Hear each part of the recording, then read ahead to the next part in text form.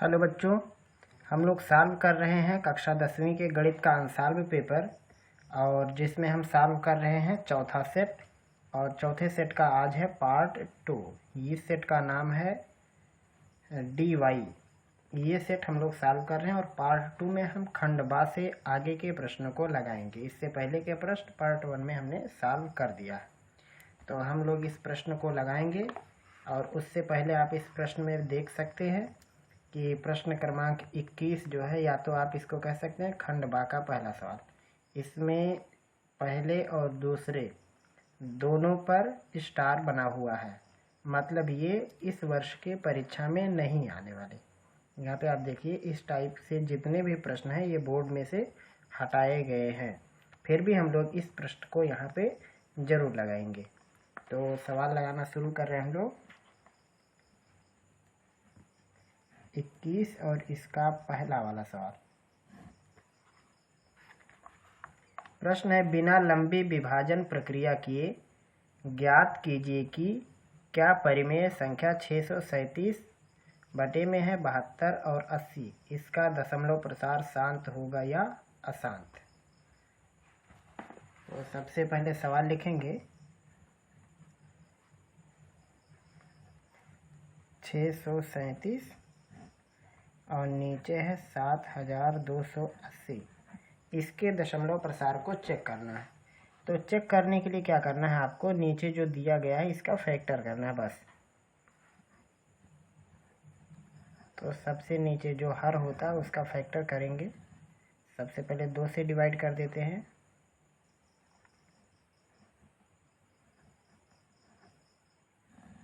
फिर से 2 से डिवाइड करेंगे,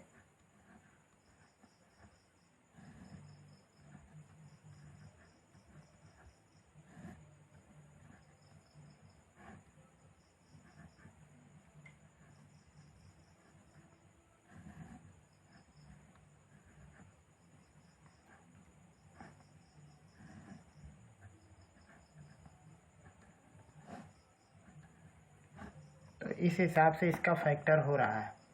आप यहाँ पे देखिए 72 और 80 यानी 7280 का जब गुणनखंड किया गया है तो इसमें आया है 4 बार 2 आया है, 1 बार 5 आया है और ये आया है।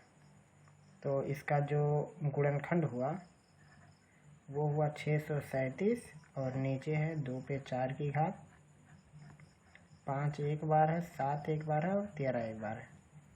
तो अगर किसी भिन्न के हर का फैक्टर करने पर 2 और 5 के अतिरिक्त कोई संख्या आए तो वो अशांत की श्रेणी में जाती है। तो यहाँ पे लिखेंगे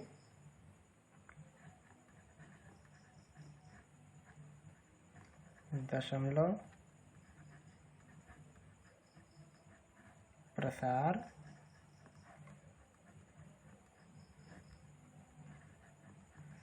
अशांत आवर्ती है। यहाँ पे कारण इसका लिखेंगे, कारण पूछा कि क्यों होगा, तो यहाँ पे लिखेंगे हर का गुणनखंड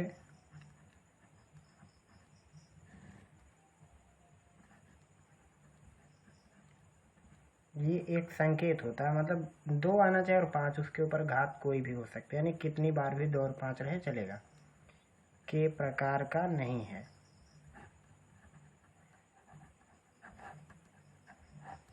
इस लॉजिक से हम लोग कहेंगे कि इसका दशमलव प्रसार अशांत है, यानी ये कभी कैंसिल नहीं होगा। तो ये था 21वें का पहला।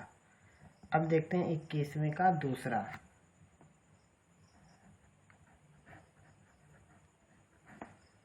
प्रश्न है, यदि sin 3a equal cos a minus 26, जहाँ 3a एक न्यून कोण है तो a का मान ज्ञात कीजिए।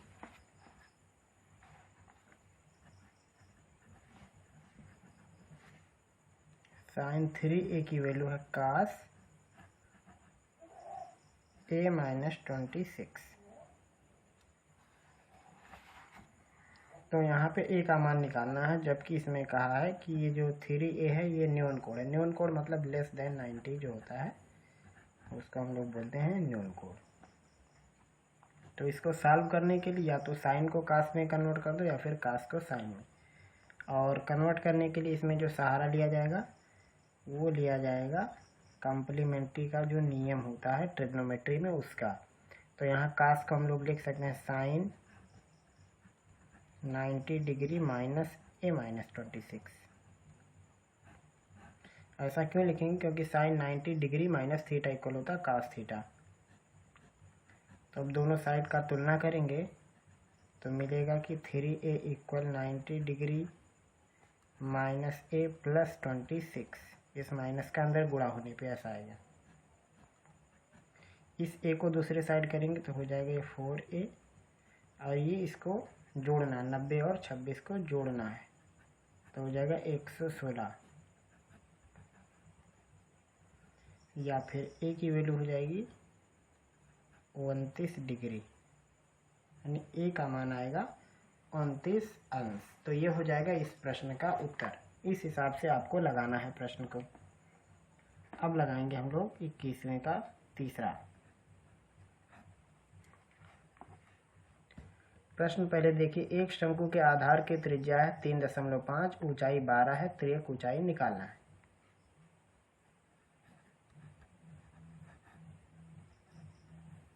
शंकु की त्रिज्या r बराबर दिया है 3.5 सेंटीमीटर और ऊंचाई h इसकी वैल्यू है 12 सेंटीमीटर, और इसमें निकालना है तिर्यक ऊंचाई, स्लांट हाइट जिसको कहते हैं, तिर्यक ऊंचाई जिसको यल से लिखा जाएगा। ये होता है √h² प्लस r²।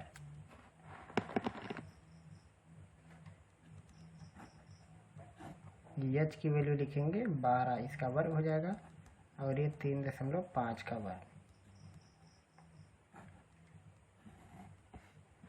दोनों का स्क्वायर करेंगे तो 12 का 144, और इसका हो जाएगा 12.25।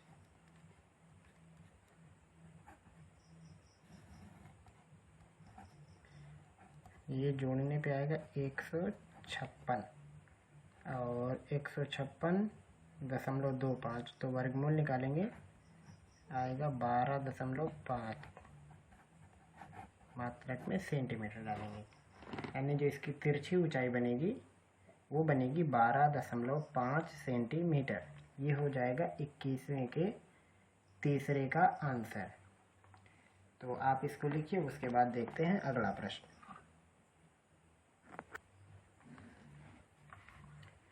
ये अगला प्रश्न आप देख सकते हैं 21वें का चौथा। यदि निम्नलिखित बारंबारता बंटन से आंकड़ों का समांतर माध्य 21.5 है तो p का मान ज्ञात कीजिए। सबसे पहले प्रश्न को उतारेंगे। 21वें का है चौथा, 2 कॉलम दिया है, लेकिन कम से कम 3 की जरूरत पड़ती है समांतर माध्य निकालने के लिए। बाकी और तरीका अपनाएंगे तो 3 से अधिक लगेगा, लेकिन कम से कम 3 चाहिए। तो एक में x दिया है, एक में f दिया है, हम एक कॉलम एडवांस करके fx बना देते हैं इसको। तो x में जो वैल्यू है 5 है, 15, 25, 35 और 45।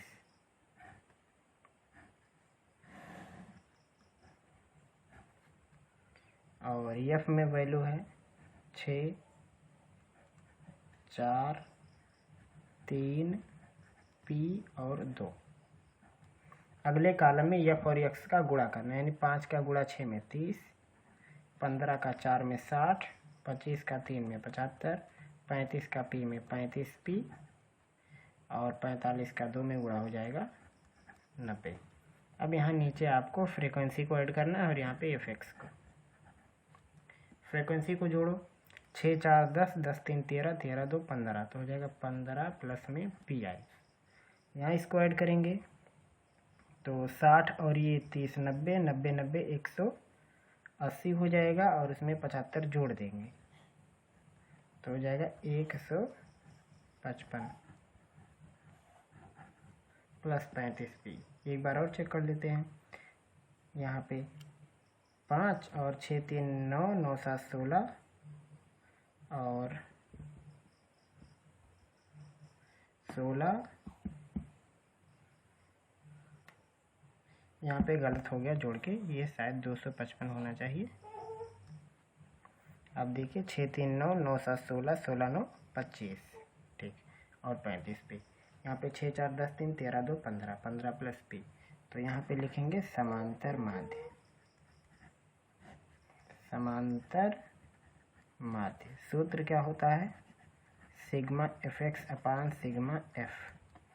अब सवाल में खुद दिया है कि समांतर माध्य है, यहाँ पे आप देख सकते हैं 21.5 इन्होंने खुद दिया है, तो ये 21.5 हो गया। सिग्मा fx की वैल्यू है 255 35p और नीचे 15 धन p। आप चाहे तो इसको हल कर सकते हो, आसान गुणा भाग है। 21.5 का इसमें गुणा हो जाएगा, तो 15 का गुणा करेंगे, 15 का 5 में 75, 7 बचेगा। 15 का 1 में गुणा 15 और 7 22, 15 दूनी 30, 2 32, तो ये हो जाएगा 322.5 और फिर ये आएगा 21.5 p।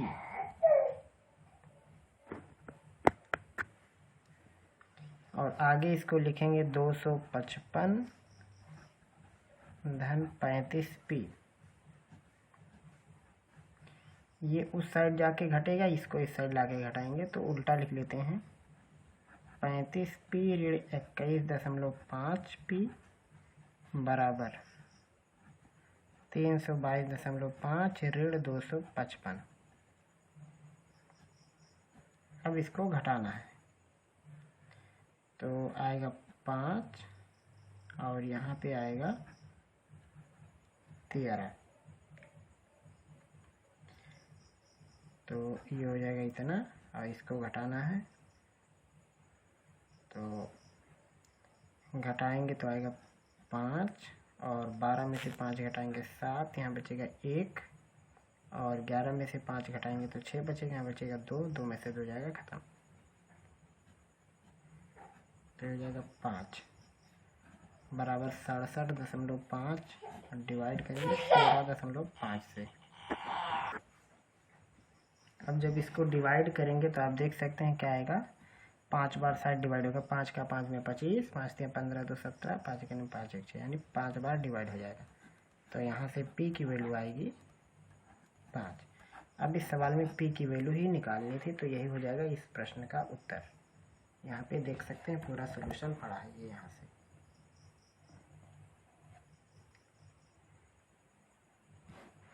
और उसके बाद अगला सवाल हम आपको दिखाते हैं, ये है 21वें का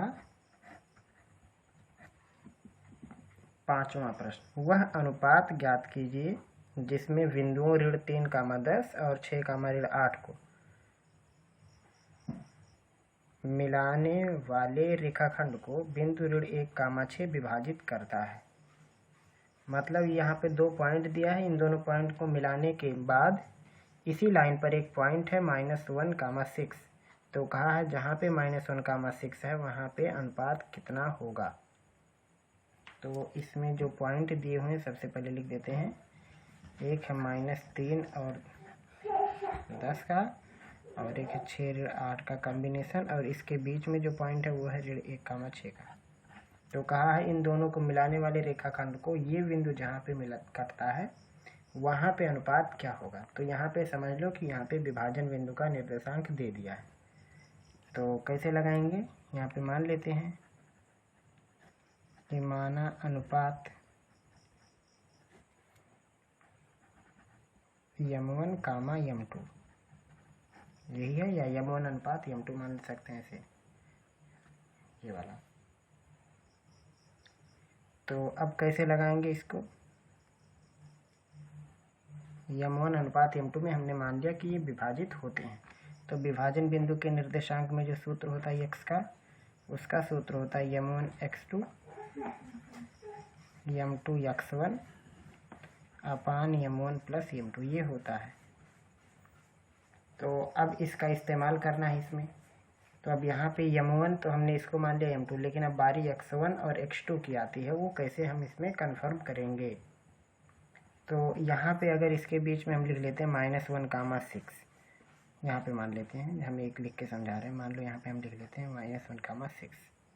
अगर इधर की दूरी को m1 कहेंगे तो इसके समीप जो लगा है वो x1 और y1 होगा, और अगर इधर m1 लिखते हैं तो ये x1 और y1 होगा, ये ध्यान रखना है। तो अब मान लो हमने यहाँ पे रख लिया है और इसको हम m1 कह दे रहे हैं, तो ये m1 अगर ये लेंथ है तो इसके बगल में x और y1 होना चाहिए, और ये x2 y2 होगा। तो अब यहाँ पे वैल्यू रखेंगे, x की जगह पे लेंगे -1 इक्वल, m1 के बारे में जानकारी नहीं है, x2 ये वाला है, और m2 इसके बारे में जानकारी नहीं है, और x1 ये है -3, और m1 प्लस m2 इसका ऐसे ही छोड़ देंगे, जिसका इस साइड गुणा करेंगे तो हो जाएगा -m1 -m2, जो हो जाएगा 6m1 -3m2। अब आपको करना क्या इस सवाल में, m1 को एक तरफ m2 को एक तरफ, बस। तो m1 को इस साइड करेंगे तो हो जाएगा ये ऋण में 7 बार m1, और ये m2 साइड जाएगा तो धन हो जाएगा, तो ये आएगा ऋण 2 बार m2। तो यहाँ से आएगा m1 अनुपात m2 का मान 2:7। तो चाहे आप x से सॉल्व करोगे या फिर y से, उत्तर इतना ही आएगा। तो यह है इस प्रश्न का उत्तर।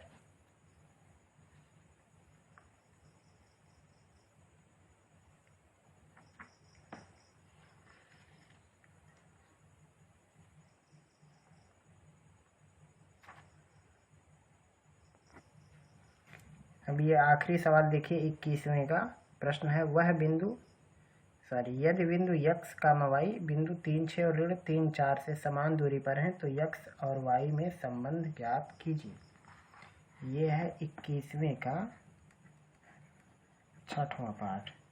इसमें जो पॉइंट है वो है x, y, और ये जिन दो बिंदुओं से समान दूरी पे है वो 3, 6 है, और ऋण 3, 4। ये सवाल में कहा है कि इनसे ये एक समान दूरी पर है, यही कहा है। तो इसको बहुत सारे तरीके हैं, आप चाहे जैसे लगा सकते हो, लेकिन इसमें कहा है कि x और y में संबंध ज्ञात करो। तो हम डायरेक्ट यहाँ पे सूत्र लिख देंगे। यहाँ पे लिखेंगे x, y 3, 6 और ऋण 3, 4 से समान दूरी पर है। अगर ऐसा है तो सूत्र में क्या होगा, इस बिंदु का इससे जो दूरी आएगा और इसी बिंदु का दूसरे पॉइंट से जो दूरी आएगा वो दोनों आपस में बराबर होने चाहिए। तो इस पॉइंट का इससे दूरी क्या होगा, x ऋण 3 का वर्ग धन y ऋण 6 का वर्ग, और इसी बिंदु का इससे दूरी हो जाएगा x ऋण 3 पहले से तो हो जाएगा धन 3 इसका वर्ग, और y ऋण 4 इसका वर्ग। दोनों तरफ स्क्वायर है, ये स्क्वायर रूट है, तो स्क्वायर करेंगे दोनों तरफ, करली गायब हो जाएगी। तो इसको लिखेंगे x ऋण 3 का स्क्वायर और y ऋण 6 इसका स्क्वायर है, x धन 3 इसका स्क्वायर और y ऋण 4 इसका स्क्वायर। दोनों तरफ वर्ग कर दो तो हो जाएगा ये x स्क्वायर धन 9 ऋण 6x, दूसरा हो जाएगा y स्क्वायर धन 36 ऋण 12y। a माइनस बी का होल स्क्वायर लगाना है यहाँ पे। ये हो जाएगा x स्क्वायर ऋण 9 और धन 6x, और एक हो जाएगा y स्क्वायर धन 16 ऋण 8y। दोनों तरफ x स्क्वायर y स्क्वायर है, कैंसिल हो जाएगा, और 9 भी दो तरफ एक जैसा है, ये भी कैंसिल हो जाएगा। बाकी लोगों को सवाल लेते हैं। तो यहाँ पे ऋण 6x है और यहाँ पे 36 ऋण 12y ये रहेगा सही सलामत, और यहाँ पे बचा 6x धन 16 ऋण 8y।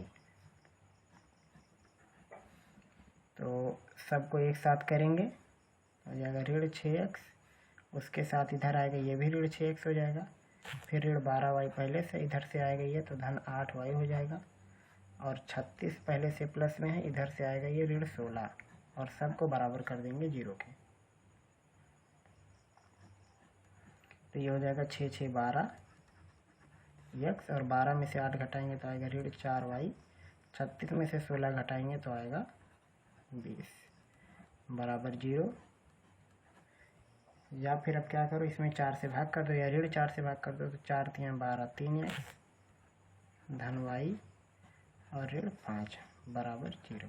ये हो जाएगा x और y के बीच में रिलेशन। यही आपको करना था। तो यह है इस प्रश्न का उत्तर।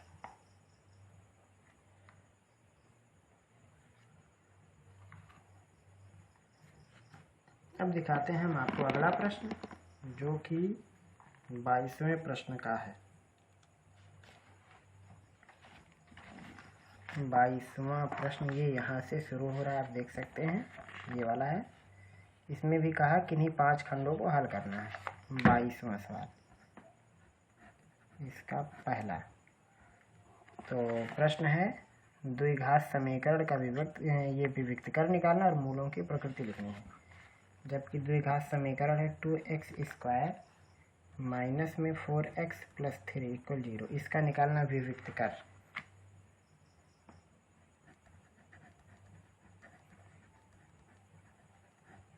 विविक्तकर का सूत्र होता है b² माइनस में 4ac। b किसको करने हैं, x के गुणांक को, जो कि है ऋण 4 इसका वर्ग माइनस में 4। a का मतलब x² के आगे क्या लिखा है, और c का मतलब बिना x के क्या लिखा है। तो ऋण 4 का वर्ग 16, 4 दूनी 8 और 8 3 24। तो ये हो जाएगा ऋण 8। और विविक्तकर को लिखते हैं d से। तो जब विविक्तकर की वैल्यू हो जाए लेस देन 0, जब विविक्तकर की वैल्यू लेस देन 0 हो जाए तो इसका मतलब जो मूल हैं वो होंगे काल्पनिक और असमान। ये बात आपको, सॉरी यहाँ पे एक गलती हो गई। तो ये हो जाएगा इस प्रश्न का उत्तर कि इसके मूल काल्पनिक हैं और असमान है, यानी मूल इसके बराबर नहीं आएंगे, आएंगे तो मूल अलग अलग आएंगे और ये काल्पनिक मूल होंगे इसके। ये हो जाएगा इस प्रश्न का जवाब। अब आप अगला प्रश्न देखिए, यहाँ पे है 2 क्रमागत धन सम संख्याओं के वर्गों का योगफल है 340। तो संख्याएं ज्ञात करो। संख्याएं इसमें दोनों क्रमागत हैं और 2 के दोनों सम संख्याएं हैं, उसके वर्गों का योगफल 340 है। ये है 22वें का दूसरा। तो इसमें दिया है सम संख्या, तो हम सम संख्या पहले मान लेते हैं। एक सम संख्या मान लेते हैं 2x और एक सम संख्या मान लेते हैं 2x प्लस 2। ये हम मान लेते हैं, या फिर आप x प्लस वाई से भी काम चला सकते हैं, हम इसको ऐसा मान लेते हैं। तो इसमें कहा है इसके वर्गों का योगफल 340, यानी 2x एक ये इसका वर्ग और जो दूसरा है इसका वर्ग, ये दोनों मिला के हो जाएगा 340। हल कर दो इसको, ये हो गया 4x² और ये हो जाएगा 4x, ये हो गया 4x² और ये भी हो जाएगा 4x² और ये 2 का वर्ग 4 होगा और फिर से होगा 8x बराबर 340 और ये दोनों जोड़ेगा तो हो जाएगा 8x² धन 8x और ये 340 इस साइड आएगा तो हो जाएगा ऋण में 336 बराबर 0। 8 से भाग करेंगे तो हो जाएगा x² धन x ऋण 8 चौको 32, 1 बचेगा 8 दूनी 16 बराबर 0। हमें इसका फैक्टर करना है और गुणा करके 42 लाना है और घटा के 1 लाना है। तो 7 और 6 का कंपोजिशन है, उसी के साथ बनाया गया है। तो इसको लिख सकते हैं 7x ऋण 6x ऋण 42 बराबर 0। एक कोष्ठक में हो जाएगा x धन 7। तो इसमें उत्तर आने वाला है x का मान ऋण 7, जो कि नहीं लेना है, और आएगा x का मान 6, यही लेना है। तो जो यहाँ पे संख्या बनेगी, हमने 2x माना है, यानी 2 छक 12 और 1 हो जाएगा 12 2 14। तो ये हमारे पास दो संख्या होंगी। आप चेक भी कर सकते हो, 12 का वर्ग 144 और 14 का वर्ग 196। आप जोड़ो, 6 4 10, 9 4 13, 14, 1 1 2 और 1 3, 6 4 10, 9 4 13, 1 14 और 1 1 2, 1 हासिल 3, यानी 340। तो इस हिसाब से आपको चेक करना है। तो यह है इस प्रश्न का उत्तर। आगे का प्रश्न है 22वें का तीसरा, जिस पे स्टार बना हुआ है और इसमें कहा गया है कि एक त्रिभुज बनाइए जिसमें BC बराबर 6 सेंटीमीटर, AB 4.5 सेंटीमीटर का है और ABC 60 अंश है। तो फिर एक दूसरे त्रिभुज की रचना करो जिसकी भुजाएं ABC की संगत भुजाओं की 3 और 4 के अनुपात में हो, 3/4 गुनी हो। इस हिसाब से आपको बनाना है। तो ये कंस्ट्रक्शन से संबंधित प्रश्न है और आपको ये वाला प्लेलिस्ट के अंदर मिल जाएगा, जहाँ पे ट्रायंगल का कंस्ट्रक्शन से संबंधित प्रश्न है, वहाँ से आप इसको देख सकते हैं। या फिर पिछले सेट में हमने इस टाइप के प्रश्न को हल किया है, तो हम इस प्रश्न को यहीं पर छोड़ रहे हैं। और उसके बाद अगला है 22वें का चौथा। एक प्रकाश स्तंभ के शिखर से देखने पर समुद्र में दो जहाज़ों के अवनमन कोण क्रमशः 30 अंश और 45। यदि प्रकाश स्तंभ के एक ही ओर एक जहाज़ दूसरे के ठीक पीछे 50 मीटर की दूरी पर है, तो समुद्र तल से प्रकाश स्तंभ की ऊंचाई ज्ञात कीजिए। तो सबसे पहले फिगर बनाएंगे। इसमें कहा है कि जब दोनों जहाज एक ही तरफ हैं, तो इन दोनों के बीच की दूरी हम 50 ले लेते हैं और यहाँ से देखने पर इनके अवनमन कोण दिए गए हैं। अवनमन कोण ऐसे बनता है, ये यहाँ से मान लो 45 अंश है और ये छोटा वाला ये 30 अंश है। तो आप यहाँ पे भी उसको बना सकते हो 45 डिग्री और ये 30 डिग्री।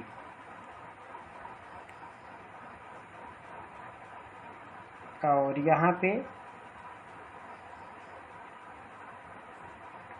हम इसके कुछ नाम लिख देते हैं, जैसे ये AB ये स्तंभ है और C और D ये दो जहाज़ों के लोकेशन है जिनके बीच की दूरी 50 मीटर है। इसमें स्तंभ की ऊंचाई बतानी है। तो हम यहाँ पे कुछ मान लेते हैं, जैसे ये लेंथ मान लो x मीटर है, तो ये लेंथ भी हो जाएगा x मीटर। अब दो यहाँ पे ट्रायंगल है, एक ये है एक ये। तो इसको सबसे पहले आपको लैंग्वेज में लिख के लगाना होगा कि माना AB एक स्तंभ जिसकी ऊंचाई x मीटर, वहाँ से बिंदु C पर स्थित जहाज का अवनमन 45 अंश और D का अवनमन कोण 30 अंश है और D और C के बीच की दूरी 50 मीटर। इस हिसाब से पहले आपको लैंग्वेज में लिखना है, फिर सवाल लगाना है। तो यहाँ पे हम डायरेक्ट लिख रहे हैं। हमारे पास दो समकोण त्रिभुज है, एक का नाम है ABC, तो इसमें लगाएंगे tan 45 डिग्री, वैल्यू होगी AB बटे में BC।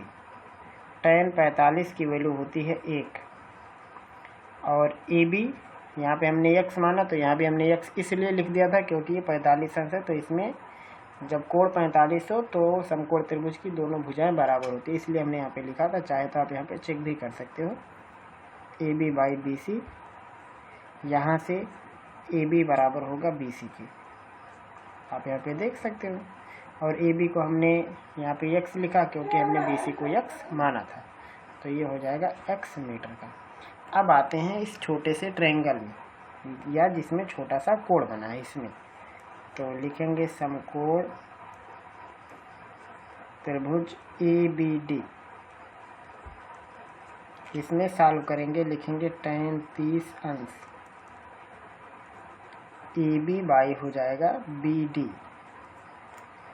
tan 30 की वैल्यू होती है 1/√3। AB को आपने x कहा है और BD है 50 और x का योगफल। अब इसका क्रॉस गुणा करेंगे तो जवाब में मिलेगा 50 धन x बराबर x करड़ी में 3, और ये दोनों को एक तरफ कर लेना है तो हो जाएगा x करड़ी में 3 ऋण x बराबर हो जाएगा 50, या x कामन करड़ी 3 ऋण 1 बराबर 50। या यहाँ से x की वैल्यू होगी 50 बटे में करड़ी 3 ऋण 1। अगर इसका परिमेयीकरण करना है तो आप क्या करोगे,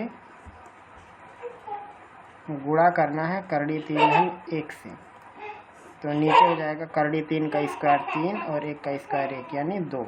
50 में से 2 से भाग करेंगे तो आएगा 25। तो ये हो जाएगा 25 करड़ी 3 धन 1 मीटर। ये हो जाएगी स्तंभ की ऊंचाई। तो इस प्रकार से सॉल्व होता है प्रश्न नंबर 22वें का चौथा खंड। और अब उसके बाद लगाएंगे हम लोग 22वें का 5वां खंड। तो सबसे पहले हम आपको दिखाते हैं कि प्रश्न क्या है।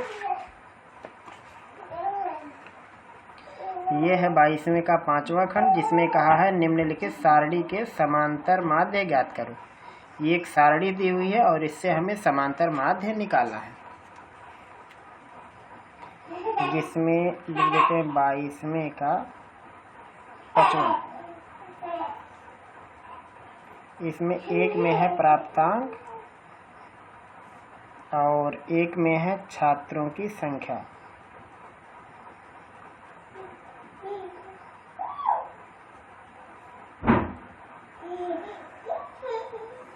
प्राप्तांक वाला कॉलम है, इसमें लिखा 5 से कम, ऐसे ही लिखा 10 से कम, फिर इस हिसाब से 15, 20,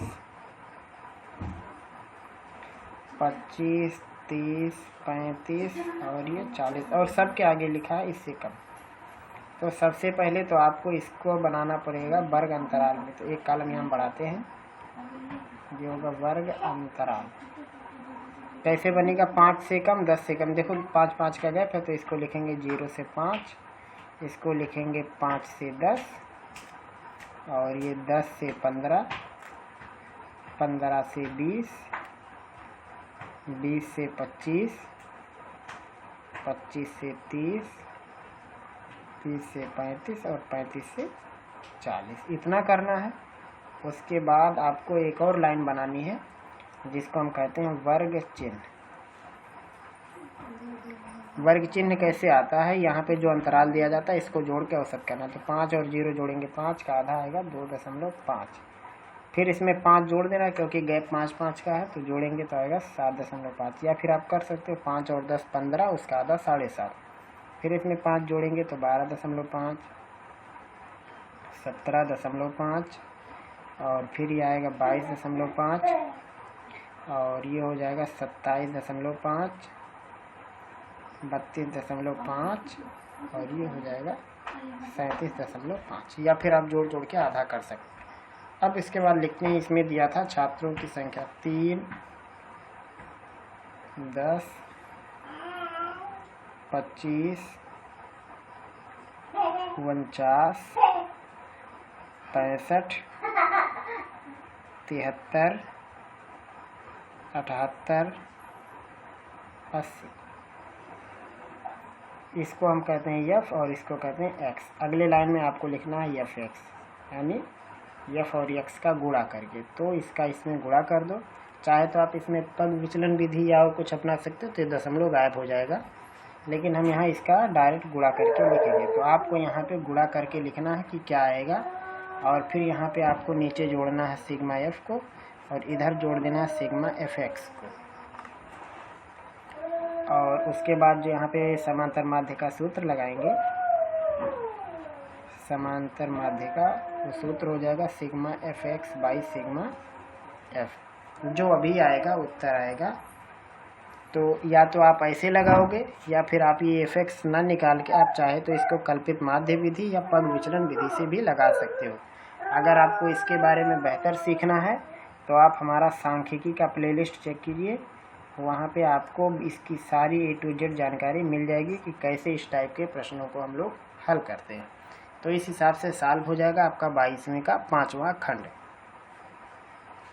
और उसके बाद एक और प्रश्न है जो कि है 22वें का 6वां खंड, जिसमें निकालना है बहुलक। आप यहाँ पे देख सकते हो, इसमें बहुलक निकालना है। तो इसको भी हम आपको थोड़ा बता देते हैं।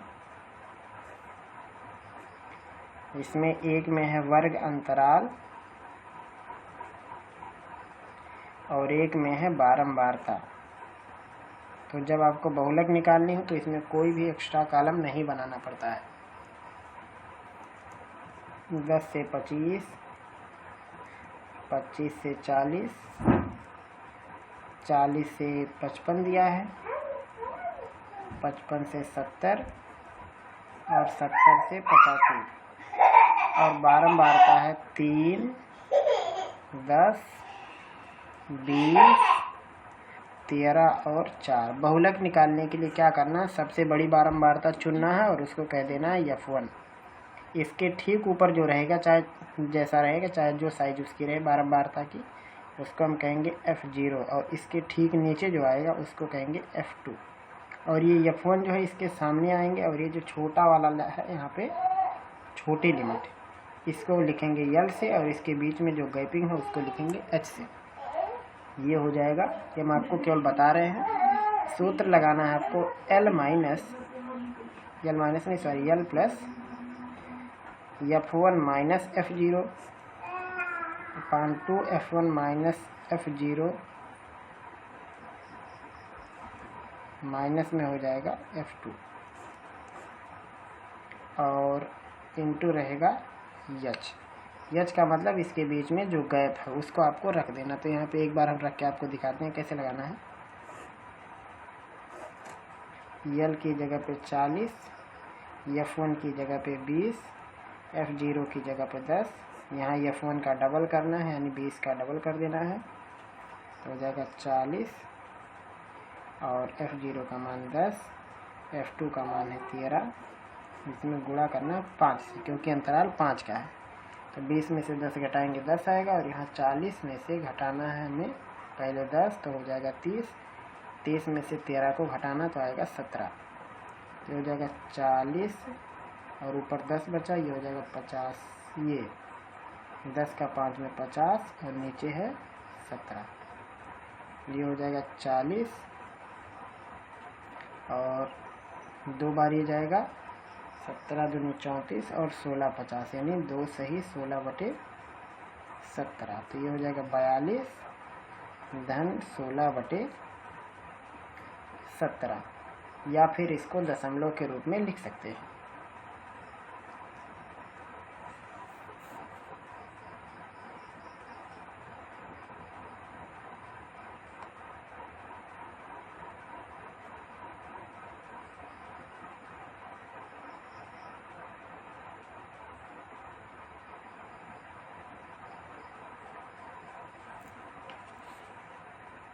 यहाँ पे देखिए एक चीज़ गलत हो गया है। यहाँ पे वर्ग अंतराल 5 के बजाय 15 है, ये 15 लेना है वर्ग अंतराल। तो यहाँ पे 15 का 10 में गुणा होकर 150 हो जाएगा, ये हो जाएगा 150। तो ये कुछ अलग आएगा। यहाँ पे हो जाएगा 40 धन, यहाँ पे 9 बार जाएगा, यहाँ पे हो जाएगा 40 और ये 20 में से 10 घटाएंगे तो आएगा 10। 10 का गुणा करना है 15 में 150 और नीचे 40 में से 10 घटाएंगे 30, 30 में से 13 घटाएंगे 17। तो ये आएगा 150 बटे 17। तो ये हो जाएगा 150 बटे में 17। ये हो जाएगा 40 धन 17 का 8 में ये 8 बार जाएगा 136 और 14 बचेगा यानी ये 48 धन 14 बटे 17 आएगा, जिसको आप लगभग में चाहे तो 49 लिख सकते हैं, यानी लगभग 49 के आसपास में जाएगा। तो इस हिसाब से आपको बहुलक के प्रश्न लगाने सूत्र ये इस्तेमाल होता है L plus F1 minus F0 अपान 2 F1 minus F0 minus F2। इसी सूत्र का इस्तेमाल करके आपको सवाल लगाना है। तो इस प्रकार से सॉल्व होता है ये सेट 4 822 DY का पार्ट 2, जिसमें हमने प्रश्न क्रमांक ये 21 के और 22 के सभी खंडों को हमने हल कर दिया है।